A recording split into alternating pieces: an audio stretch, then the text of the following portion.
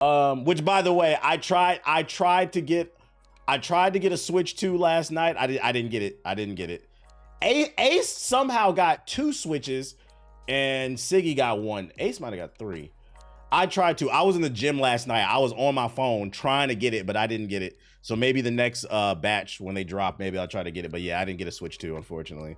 It's okay. I'm not really tripping. I'm not crying because I didn't really want to play Mario Kart that bad anyway. I wanted to play Donkey Kong. I can wait. Hopefully because I think Donkey Kong comes out late July. Hopefully by the end of July, they'll have like a second restock and maybe I can get in on that second one. But I don't need to be there day one because I wanted to play Donkey Kong anyway. Are they making a new Smash Bros? Sakurai said he's tired of it, but I don't, as long as it prints money, I think Nintendo will still make it. When? I don't know, but I think eventually it'll come. But yeah, people have been asking me, why have you not been playing Marvel Rivals Season 2? Oh, we got another one. Hold up, y'all. Every time someone donates a super chat, I'm going to Snapchat Sonic my intrusive thoughts. Shout out to CJ with the $5 super chat. He said he saw Sinners movie of the year. It's still early in the year, but I definitely think it's going to be in the conversation at the end. Definitely. Back to Marvel Rivals. They made all these changes. They added a new hero.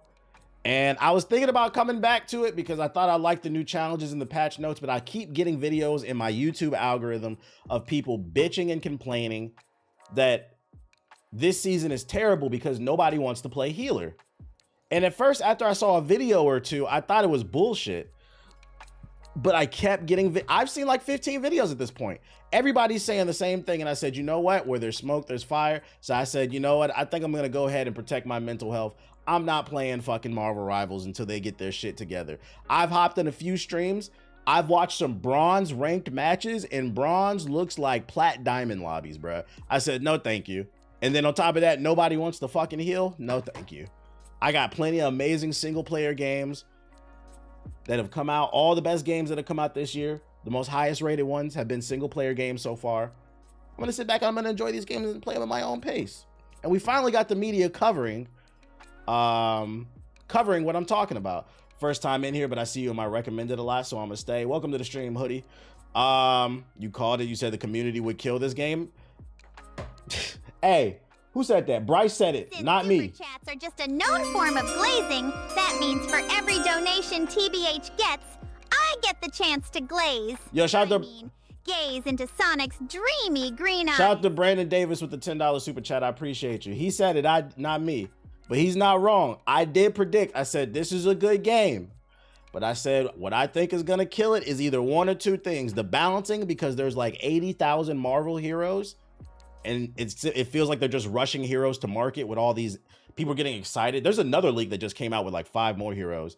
And the more things you put into a game, the easier it is for things to become unbalanced. So that was my one concern. And then my second was the community. If the balance doesn't fuck it up, the community will because they're toxic. And it could be both. And it's looking like it's going to be the community first. So let's read this article from Kotaku, which states Marvel Rivals support players are going on strike. Being a support player in hero shooter is a thankless job. You keep everyone alive, and then you've had bad teammates still blame you when they run off and die trying to 1v6 the enemy team. Things have gotten so bad in the eyes of some Marvel Rivals strategist mains that a group of them are going to go on strike by refusing to play the role instead of queuing up to play as tank and damage heroes instead. Can I just say that being a tank is a thankless job as well? I just feel like the healers are more vocal. But what I will say from playing this game, I never personally did this, but when you get a good healer on your team, you should clout them up. Thanks for the super. If you seen me play this game, you would say, oh, I was like, okay, I see you with the heal. When a healer pockets you on a push, you should clout them up because it makes them play better. A lot of times you only hear people shitting on the healers. Shout out to Gates Gaming with the super chat. Appreciate the content. Hey, I appreciate the kind words in the super chat. Thank you. Y'all got to start clouting up your tanks and your healers.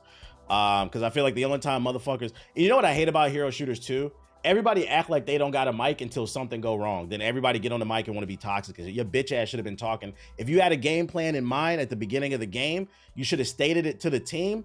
Don't wait until shit hits the fan and then you get a stank ass attitude. I don't know why anyone follows. That's not how communication works. You could be stalking. I mean, following signs. How was I supposed to know? Like say I'm playing healer. How was I supposed to know you wanted me to pocket you when this person over here needs my help? If you call for it, then I'm gonna heal him real quick and then move to you. But you didn't call it. You waited till you died, and now you bitching and moaning, bro. I think hero shooters show that a lot of people lack basic social skills. But you see, whenever the game would always, when I play it, if the game's going good, I always clouded up good teammates. And I say good game at the end. And if they being toxic, I match people's energy. I don't be trying to be toxic. But I be feeling like sometimes people be hopping on this game trying to be toxic.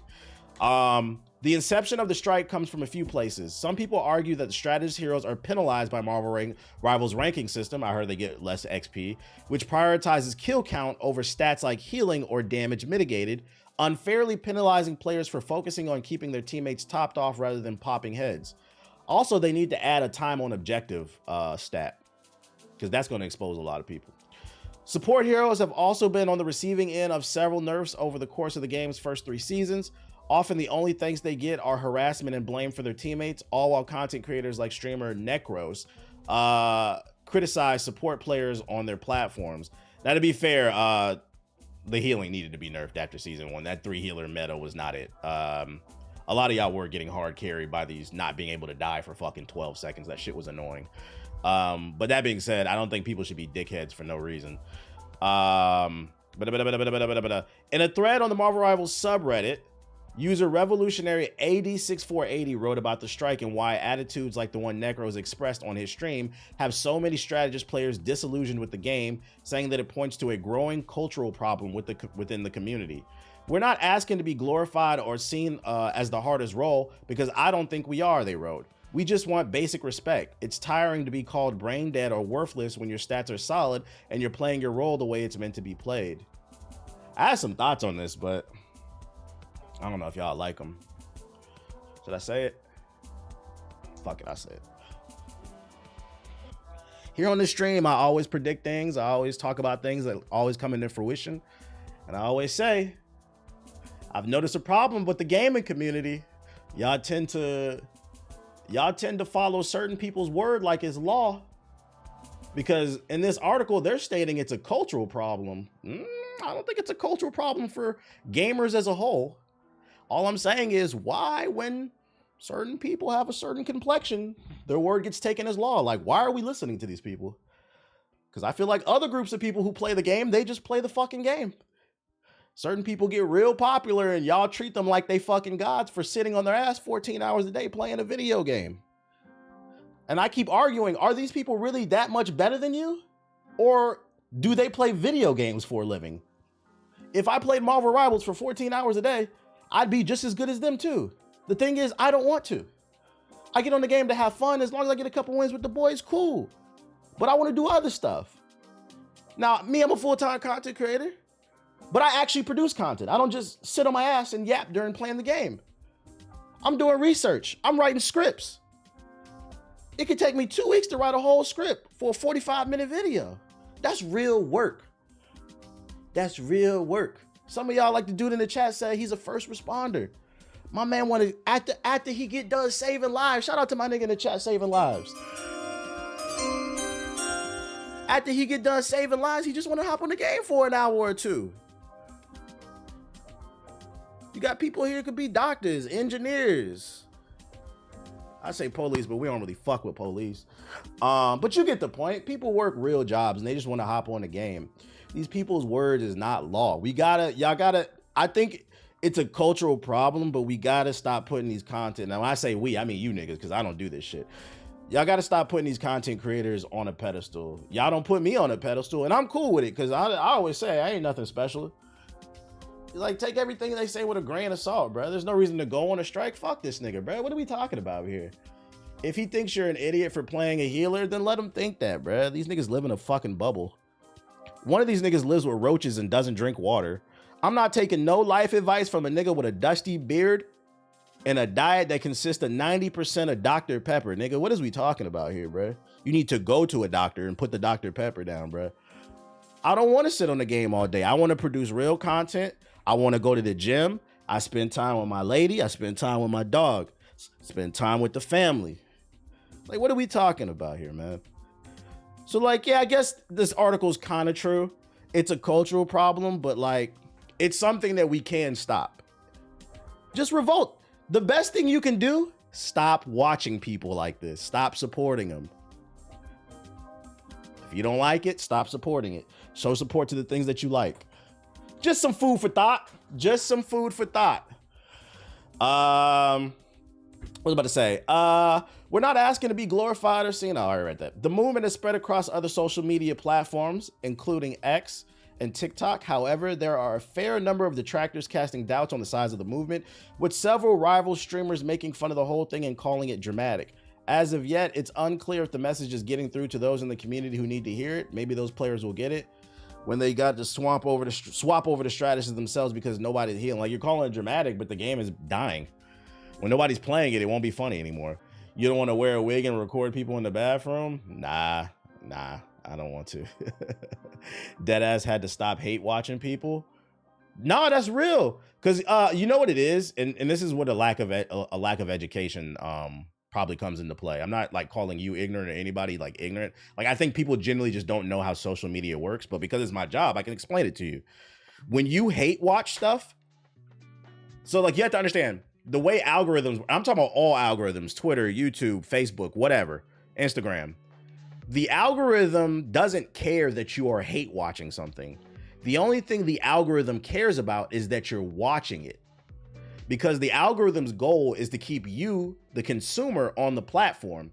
The longer you stay on the platform, the more ads they can serve you and the more money they can generate. So understand, when you hate watch these streamers, these YouTubers, and you're hitting the dislike button, you think you're doing something, you're not.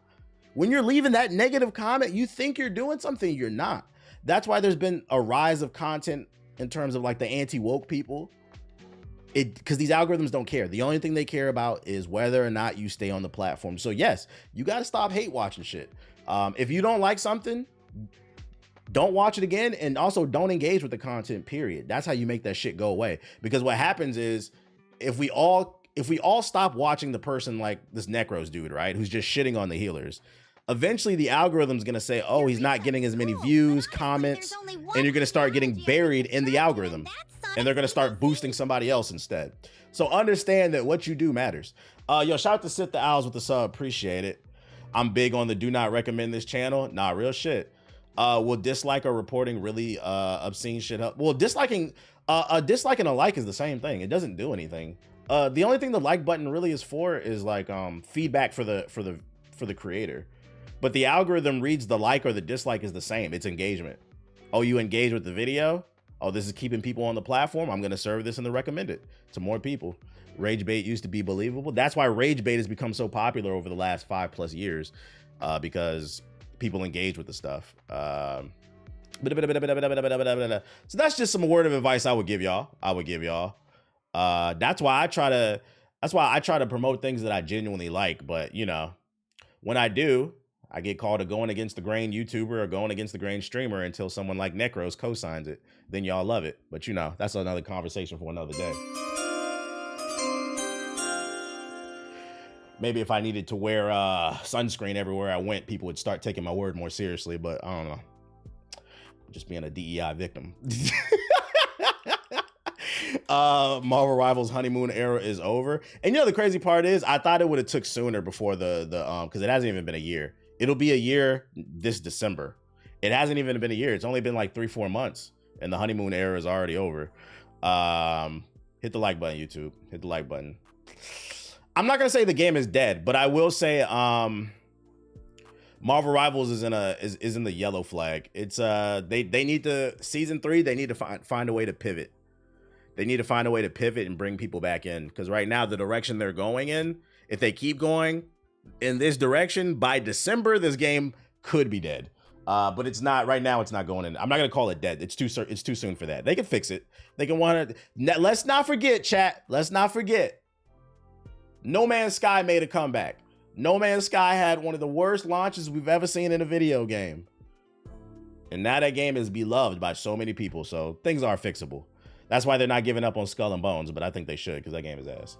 I kind of get what you mean. I just spent some time fighting with the Go Woke Go Broke people because they're a live action anime with black characters and they're mad. It's a waste of time. They made up their fucking mind, bro. They made up their goddamn mind. No Man's Sky and Cyberpunk. Cyberpunk's a little different though. Cyberpunk was successful out of the gate, at least financially, and it had decent reviews. When Cyberpunk launched, Cyberpunk, in my opinion, was more of a disappointment, but I don't think anybody said it was a bad game. Everybody agreed No Man's Sky was a bad game. Cyberpunk was just a disappointment because it had been like 15 years in development and people expected more from it. And then it did get better. I'll give you that. I understand where you're going. It did get better, but I wouldn't call it a failure because financially it was successful, and then it was just kind of disappointing. The PS4 version was a failure though. Y'all want me to bring up the footage? I can show you Cyberpunk on the PS4. The only community I respect is the FGC. To some degree.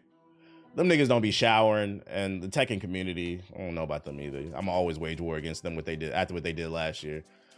But for the most part, I'd say they probably are the most normal. Or Starfield, something like that. The Last of Us. This is why I titled my YouTube stream the way that I did for those who are in the YouTube chat. I got a new Last of Us game that hit the group chat. Sort of. It's a mod. So for those unaware who've only recently played The Last of Us Remastered, The Last of Us on the PS3 and the PS4 had multiplayer. They got rid of it when they brought it to the PS5. Why? Well, why work harder when you can work smarter, because y'all keep buying the fucking games. But there is a group of gamers that are trying to mod the multiplayer back into the remaster of The Last of Us Part 1 on PC. And it's called Project Fedra. And I think it's going to have like story elements to it. So let's check it out.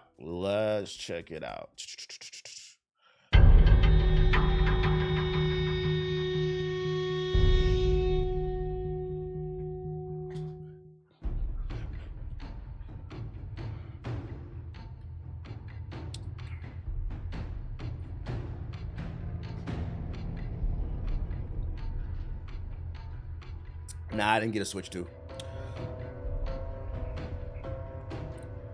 Welcome to Project Fedra.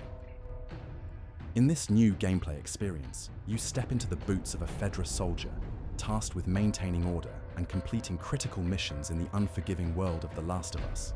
Your success determines your survival. Missions will reward you with ration cards, the currency of the quarantine zone. Use them wisely to purchase weapons and gear to aid in your duties. Project Fedra is still in early development, with plans to expand and potentially bring it to The Last of Us Part 2 on PC.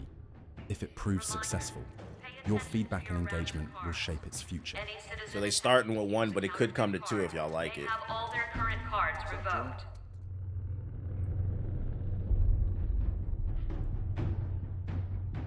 I mean, based off the text, I guess there are missions that they're creating. The lore will probably all be text driven though.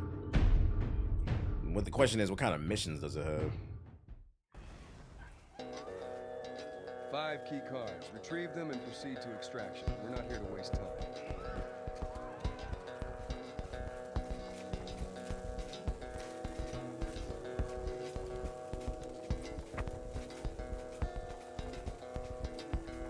Federal Disaster Response Agency.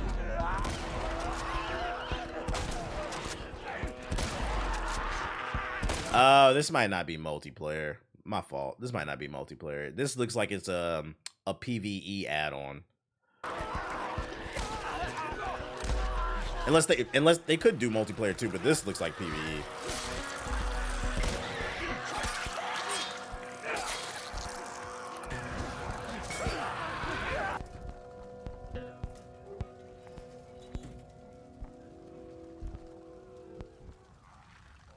We just picking up Fed shit. Early access version is available now on Patreon. I ain't paying for that shit. Fuck. Full release is coming soon. It better be free. The full release. Naughty Dog is gonna see this and add this feature in the game for the collector's edition. And the crazy part is they'll probably hire them too, as independent contractors, so they can pay them less, and then they'll port it into the real version of the game. They'll be like, "Oh, look, we got a new feature called Project Fedra." Will Sony shut this project down? I don't know. If they charge for it, probably. But if it's a free mod, usually mods are okay. Actually, it's kind of hard to tell because Sony games are still new to PC, so I don't know how they'll respond to this. Usually mods are fine. Like Bethesda don't be caring. but I don't know how Sony will respond to this. We're gonna need more data on that. We'll be keeping our eye on it. I will say that if this goes viral, they are putting a target on their back because technically they are charging early access via Patreon. But I hope the full release is free because it could get them in trouble. They shut down the Bloodborne mod. Yeah, but does Sony own The Last of Us? No, I think Naughty Dog owns it. I think Sony just pushes The Last of Us because it's a big IP. Who owns The Last of Us? Bloodborne is owned by Sony. Yeah, I think it's owned by Naughty Dog. Naughty Dog are owned. Yeah, it's owned by Naughty Dog. So Sony owns Naughty Dog? They do? I didn't even know that. Does Sony own Naughty Dog? Oh, they do. Yeah, Sony could shut it down. I forgot. Damn. They acquired the studio in 2001. Damn. Yeah, I missed that. I didn't even know that. For the longest, I thought Naughty Dog was independent. I thought it was just like a collaboration because Sony liked the games that Naughty Dog made. Well, that's good to know. So yeah, Sony could shut it down potentially. They could shut it down. We'll be keeping an eye on this story, but at least I put y'all on. It's called Fedra if you're interested in it. But this is gonna get hit with a cease and desist. My thing is like they should just work on shit and then just drop it because once something's on the internet, it's there forever. But right now it's in early development. It's not done. Finish it first, then drop it alongside the trailer. Then they can't really do nothing about it. You can send the cease and desist letter, but it's already on the internet. Like, well, once it's on the internet, it's there forever. The Last of Us 3, everything we know about the unconfirmed game. Will there ever be a Last of Us 3? Naughty Dog's gaming franchise is back in the news lately thanks to the popular HBO show starring Pedro Pascal and Bella Ramsey, leading to questions about a possible continuation of the series. No new entries have been announced, but Naughty Dog developers over the years have dropped clues and made comments about returning to the post-apocalyptic world numerous times. To be sure, The Last of Us Part 3 is not confirmed, and it may never happen, but there is a chance. So with that in mind, we're rounding up everything we've heard about the new game. The most recent comments about The Last of Us Part 3 came from Naughty Dog's Neil Druckmann, who wrote and directed the first two games. During a promotional interview for The Last of Us Season 2, Druckmann was inevitably asked about a third game, and he said he's not ruling it out, but he's not confirming it either. Back at Naughty Dog, we're now working on Intergalactic: The Heretic Prophet, which is something we've been working on for many years. That is taking up all of our time, he said. I'm treating these projects like it's the last thing I will ever work on. So my assumption is that there will be no more Last of Us games. If the stars align and everything comes into place, who knows? And to that I say, even if there never is a Last of Us game, I wouldn't be too worried because data suggests the Heretic Prophet probably will be The Last of Us in space. Because, I mean, their last game was The Last of Us: The Treasure Hunter. And we got The Last of Us with the zombies. We could get The Last of Us in space, so we'll see. I pray that this is not another fucking third-person cover shooter. Druckmann went on to say the story in the first Last of Us was structured to have a definitive ending because he didn't know if he would make a sequel. That's why they should have left the first game alone. But the game was a big success and Druckmann came back for The Last of Us Part 2. He said Naughty Dog didn't have to make that sequel because Naughty Dog owner Sony trusts the company enough to make its own decisions. But we had an idea for The Last of Us Part 2 that we felt passionate about. It was a good enough idea to spend years on. We worked on that story and felt like, okay, this story has come full circle. The definitive ending for this moment in time, he said. Let's see. Then we got another interview. In early 2024, Druckmann said in the making of a documentary for The Last of Us Part 2 that he thought there would probably be one more chapter to this story.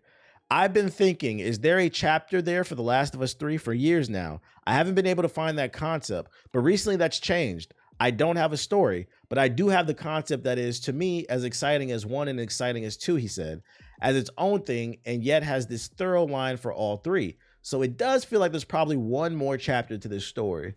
So basically what he's trying to say is like, sort of like Trump, he has concepts of a plan, you know? But he doesn't really have a full-blown plan, which, you know, I respect. He said, until I have like a fully fleshed out idea, I don't want to act on it because then it would be some bullshit, you know? The documentary was seemingly filmed some time ago. It's an official production made in partnership with Naughty Dog.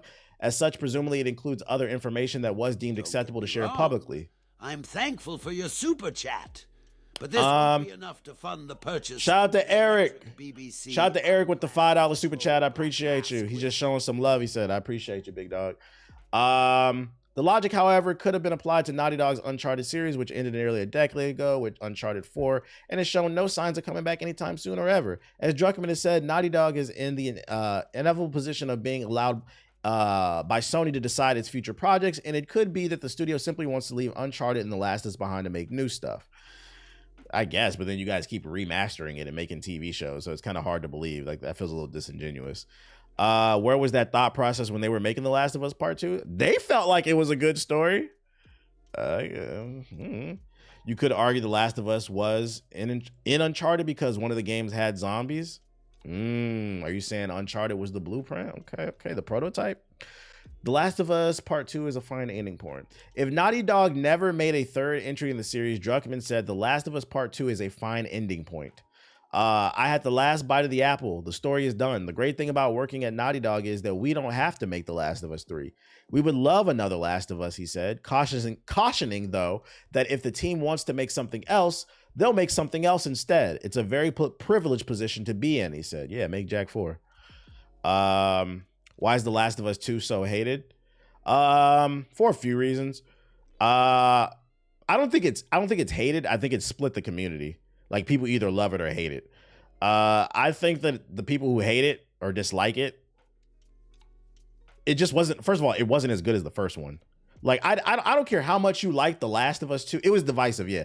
I don't care how much you like The Last of Us 2. I think most of us would agree the first game was definitively better. So the bar was already too high.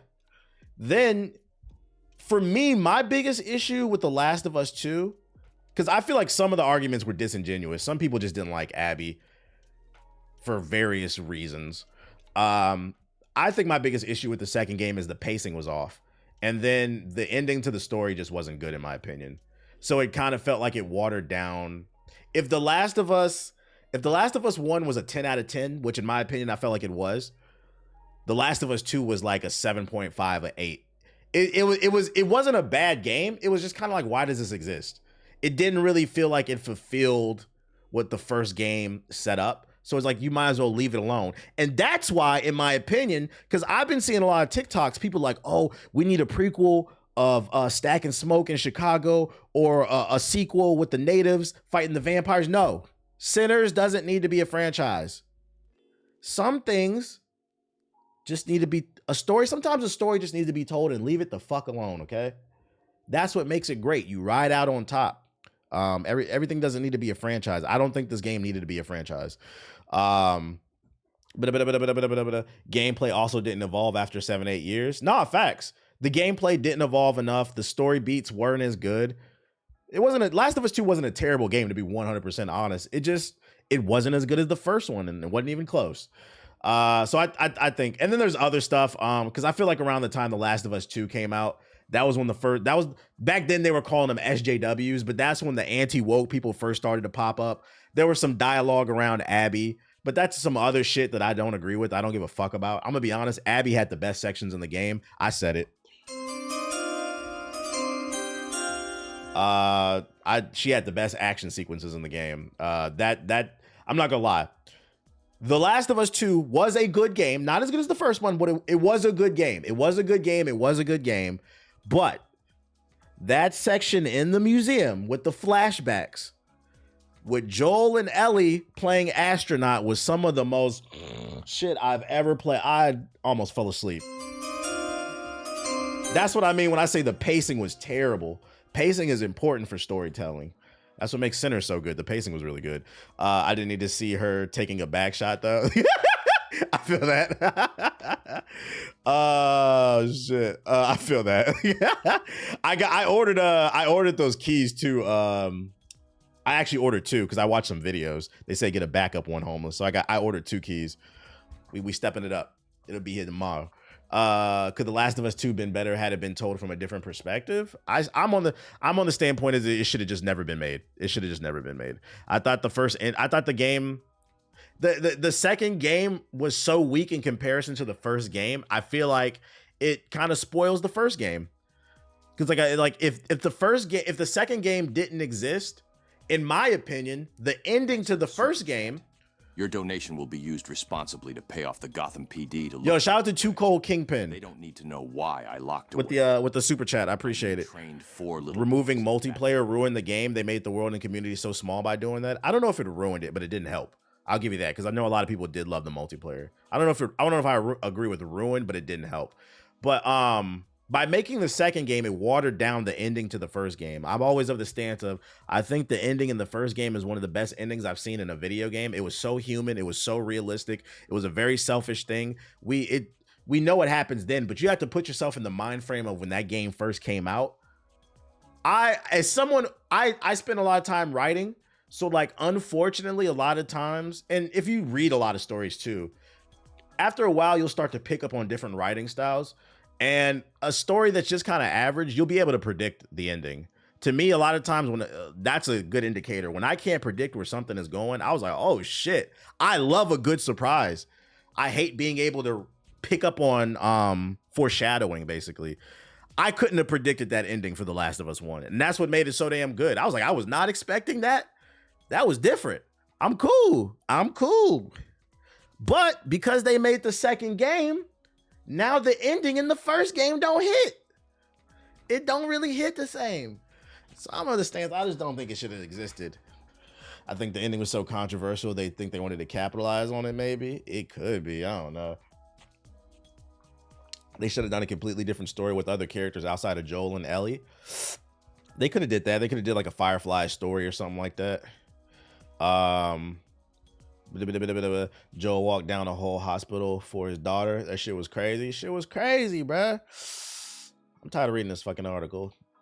Hey, listen, like I said, I'm standing on it. Naughty Dog on the clock. They're not in the red yet, but they're not in the green. Last of Us is cool, but we're tired of all these remasters. We're tired of the fucking show. We got a new IP coming out from them with the space heretic shit. Intergalactic, please change the fucking name. Jesus Christ, just call it a Heretic Prophet. I hope this game is good.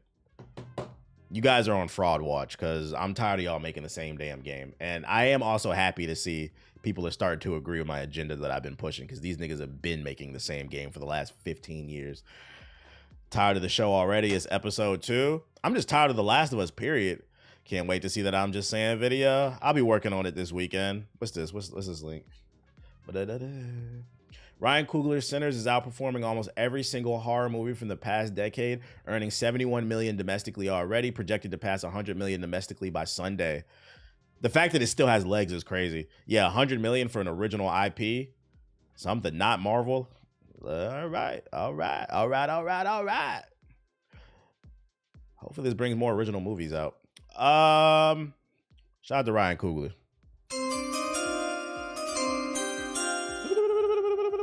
According to the story leaks on the forum website, you're probably not going to like the Intergalactic. I'll judge it when I play it. No spoilers in the chat. I'll judge it when I play it. We ain't going to trip off that. You got to take what people say on the internet with a grain of salt, especially people who frequent forums. I'm not really listening to a Discord mod's opinion on a game, bro. I'm not listening to no Discord kitten, man. These niggas be mad about anything. They be judging everything but the gameplay and the story beats. She's just not like this nigga said on the internet and said, if the game doesn't have fuckable characters, then it's not going to sell and it's not a good game. Where are we at now, chat? Where are we at? I've never booted up a video game and said, I'm not playing it because the main character is not fuckable.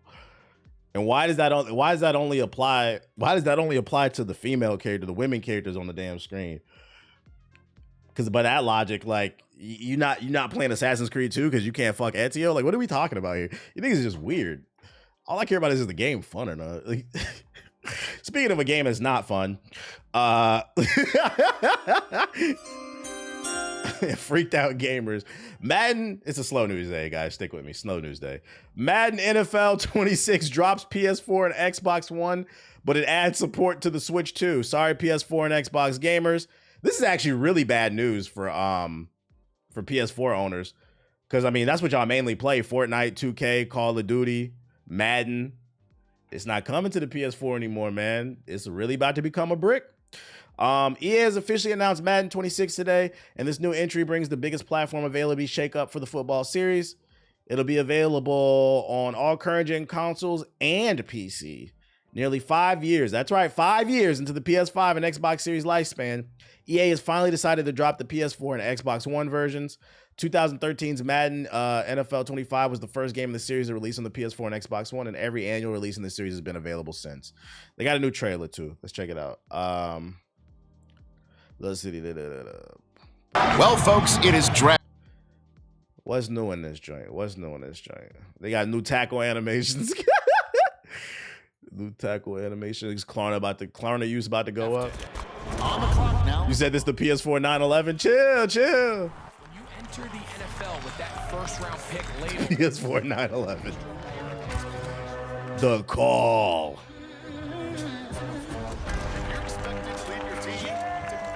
There's no gameplay in this shit. For real? Yeah, there's no gameplay. I'm looking through it. Ain't that old boy from TikTok? That's the dude that do the skits. He do the skits where niggas be wanting attention and shit. Nah, he's funny.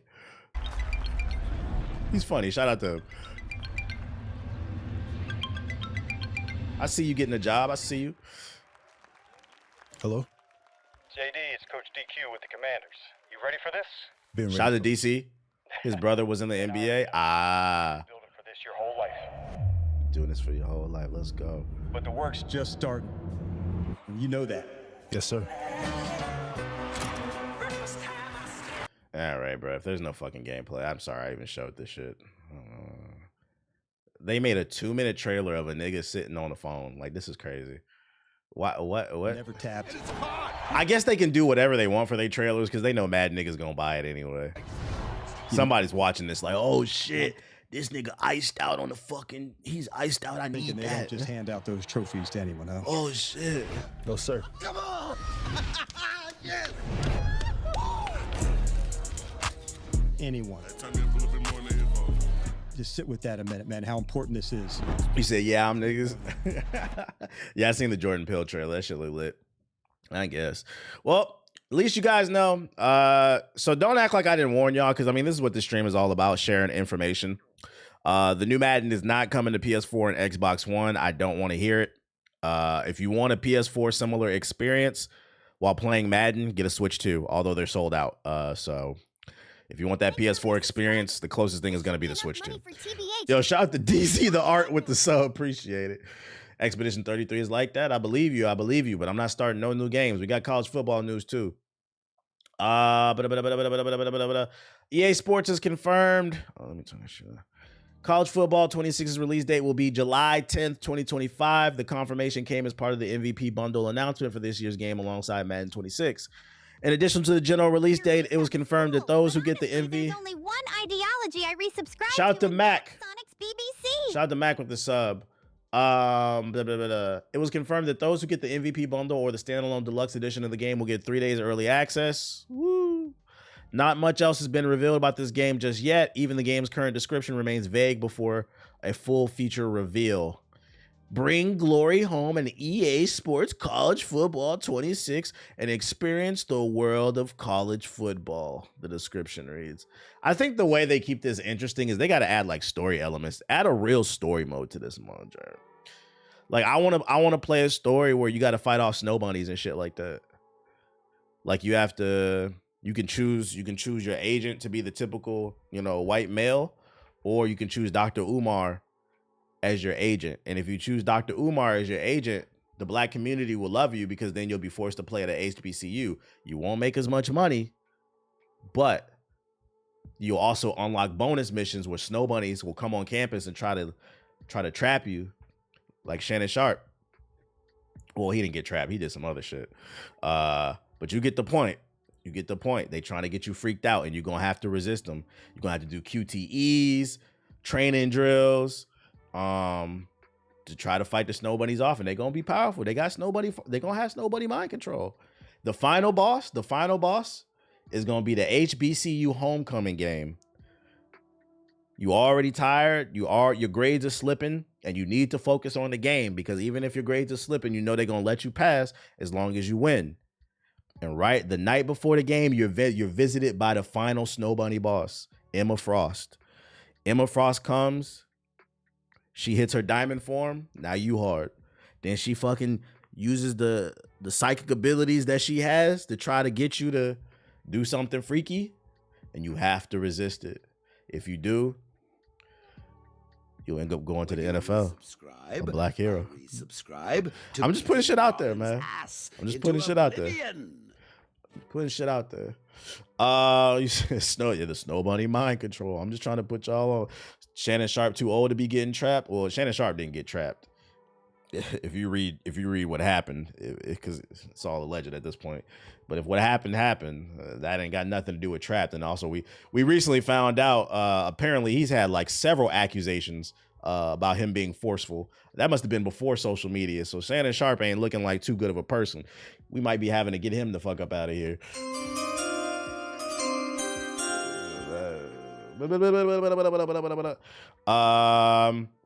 Last but not least, for those who are fans of Robocop, which I know some of you guys are in the chat, some new DLC is dropping, a new trailer drop. Yeah, he put himself there. Let's see, from Nacon. What will make Detroit safe? Shout out to that nigga the in right the chat people for with the right tools. It's rough out. Yo, shout out to Webbs with the sub, appreciate it. However, wielded by the wrong hands. Breaking news. An attack on a Metro West precinct has occurred. Hypothetically, it's possible to make a machine that would take control of all the OCP devices. That follow button. Does that building you call Omni Tower possess such capabilities?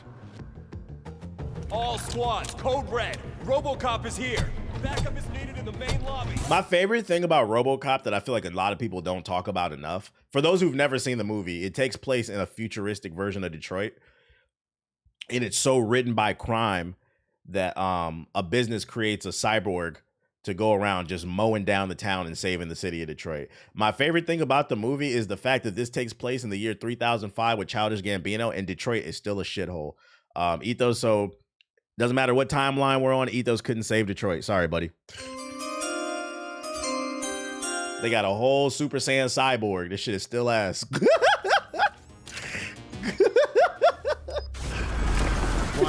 The OCP hijacker. You'll find out sooner than you expect.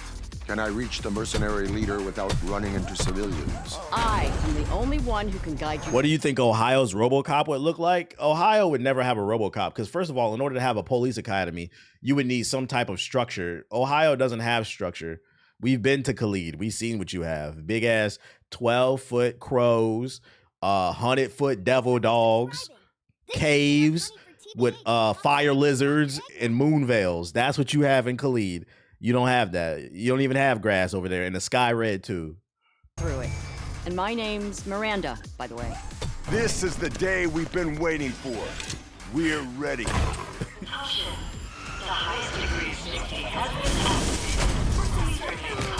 Murphy! Eyes on target. Robocop's here. Who are you? Don't you remember me?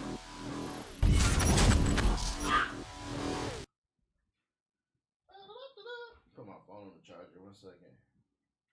Philly need a Robocop? Philly don't need a Robocop. If Philly did have a Robocop, that shit would be like, he would get like, he'd be like Popeye. If you feed him a cheesesteak, he gets stronger. You said, what about Atlanta? Atlanta in terms of finances is good. They're not really fighting. Obviously there's impoverished parts of Atlanta, but Atlanta is Black Hollywood. So y'all not really fighting like poverty and shit like that. Y'all fighting diseases. Like, we know what you niggas is fighting over there. You don't need Robocop. Y'all need penicillin.